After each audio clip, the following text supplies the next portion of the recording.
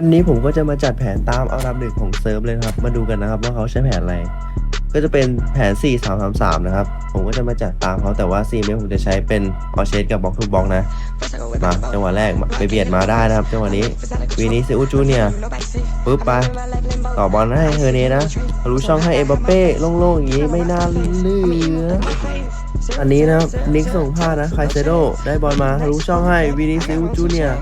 ทะลุช่องให้เฮอร์เนสมาครับแล้วยิงเข้าไปนิ่มๆไอ้มินสันทะลุช่องให้นะครับจังหวะนี้ผมพักไม่ทันนะแล้วทะลุช่องให้เฮอร์เนสมาอีกทีนึงแล้วพลิกตัวยิงเรียบร้อยคานาโวโลไปตัดบอลมาได้ครับให้เอ็มบัปเป้ไปดิชาบี้ทะลุช่องให้เอ็มบัปเป้แล้วเอ็มบัปเป้ยิงเข้าไปติดอีก